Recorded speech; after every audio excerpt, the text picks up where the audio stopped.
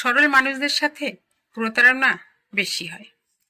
সরল হওয়া কোনো দুর্বলতা নয়, ধার্মিক হওয়া কোনো বোকামি নয়, দানশীল হওয়া কোনো অপরাধ নয়। কিন্তু দুঃখের বাস্তবতা হলো এই সরল, ধার্মিক, দাতা মানুষগুলোর সাথেই বিশ্বাসঘাতকতা সবচেয়ে বেশি হয়।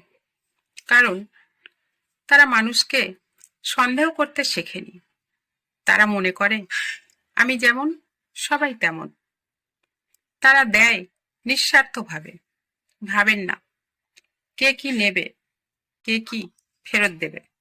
তাদের দান ঈশ্বর দেখেন, মানুষের প্রশংসার দরকার হয় না। কিন্তু দুনিয়া তো জান্নাত নয়, এখানে সব মুখে ফেরেশতা নেই। অনেকেই আছে যারা আপনার সরলতাকে সুযোগ ভাবে, আপনার নীরবতাকে দুর্বল ভাবে, আপনার দয়াকে ব্যবহার করে। আপনি যখন বিশ্বাস করেন তারা তখন হিসাব করে, আপনি যখন সাহায্য করেন তারা তখন পরিকল্পনা করে আরো কিভাবে নেওয়া যায়।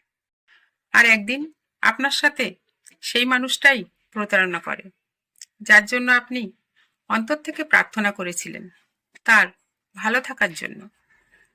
তখন মনে হয় আমি কি ভুল ছিলাম?